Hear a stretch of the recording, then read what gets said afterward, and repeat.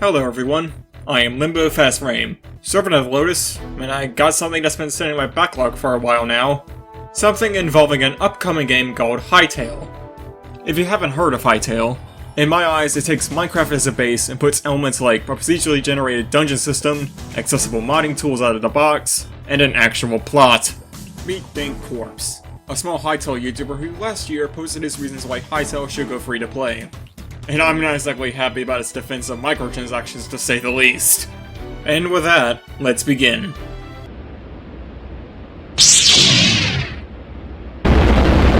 Microtransactions just suck. Then oh boy is Hytale not the game for you. They are inevitable due to them stating, maybe in 10 years, when we're old and decrepit, we'll see a trailer online, and it's like, hey, someone's gonna take on Hytale. That would be the actual dream for us, right? That's our success bar right there. This means that they want the game to be sustained for a whole 10 years. Well, that's just a gross misrepresentation of what was said in that quote. They essentially said, hey, it's gonna be great seeing the trailer for our spiritual sequel to our passion project 10 years after it releases. Not, oh yeah, we're gonna make Hytale a 10-year-long live service like those other games that totally haven't been lambasted by practically everyone. This is especially made evident when you read the full quote. Because, as we all know, games that aren't constantly updated are eventually snapped out of existence Thanos style. Especially when they have mod support, like the famous tragedies of Doom 2, Fallout 3, 4 New Vegas, Skyrim, and Thief 2 The Metal Age. Seriously, if you're gonna shove in microtransactions, then what would be the point of adding mod support? Wouldn't it put a dent in their profits if any idiot who knows their way around modding tools can render anything they sell useless? As is the case with Skyrim Creation Club's survival mode being almost entirely replaceable with mods like Frostfall, and armor and weapons like Chrysamere and Lord's Mail being entirely pointless when there's already both in Legacy of the Dragonborn mod. And it seems like Bethesda agrees with me, given their recent announcement of the Anniversary Edition, which includes most, if not all, of the Creation Club content for free. And a one-time purchase simply cannot fund that. It's going to end up like Minecraft where, oh my gosh, we've been developing for almost a decade now. We need a new stream of revenue.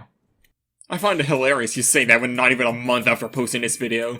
You put out another one speaking out against Mojang and the fact that he spent 2 years to develop reskins of mobs already in the game, calling it pathetic. And this?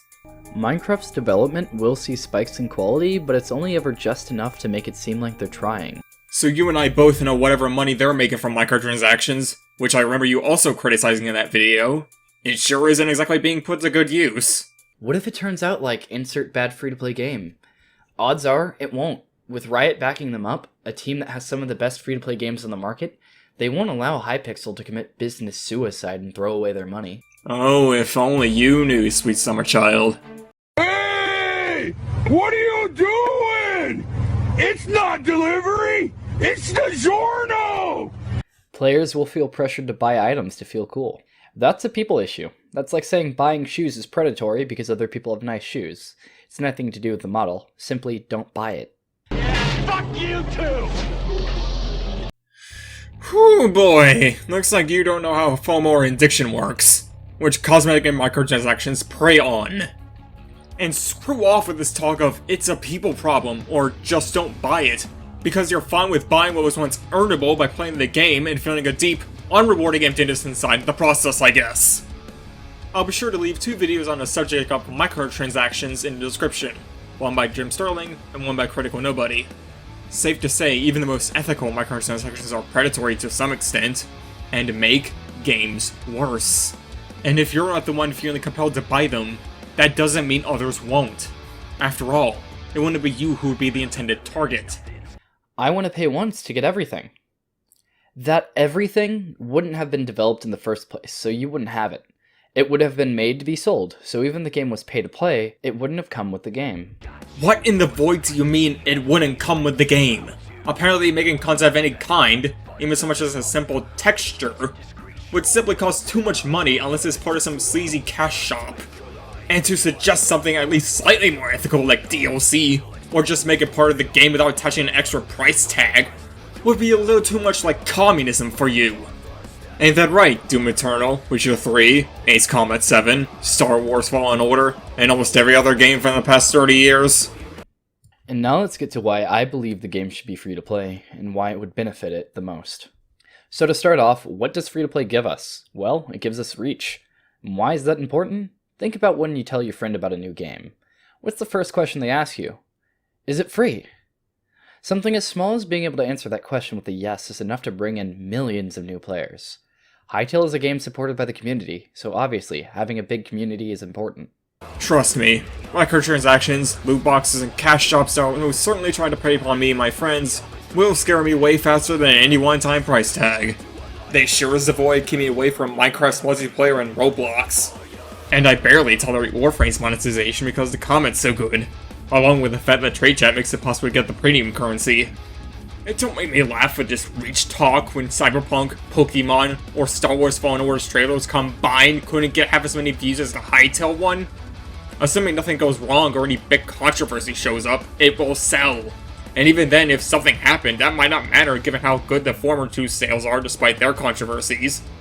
While getting lots of players is important, so is getting lots of developers.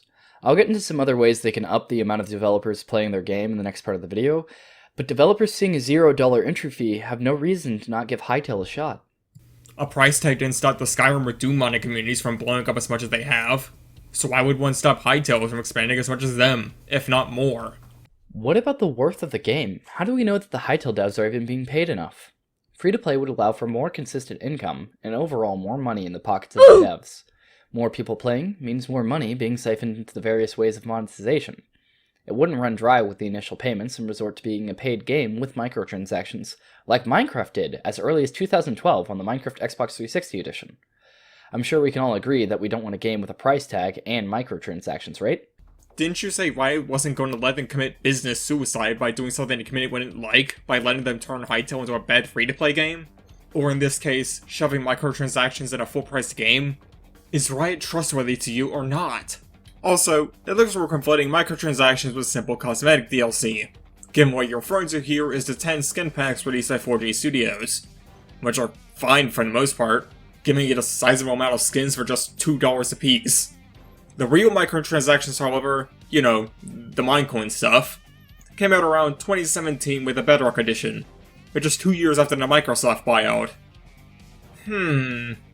Makes you think someone may have gone a little greedy. The reason Hytale would need consistent income is for the continual 10-year development that they stated they wanted in the Edge magazine interview. A one-time purchase simply cannot fund 10 years of continual development, but having a constant stream absolutely will. I mean, look at Fortnite. Without any pay-to-win, they've made billions. If you completely ignore how kids are being bullied into buying cosmetics, or how microtransactions in Fortnite can and have sent Kent's parents into debt, then the fact that Epic made billions off this seems fine enough, I guess. Again, you seem to not get how FOMO, or what Floating Ideas calls manufactured discontent, works.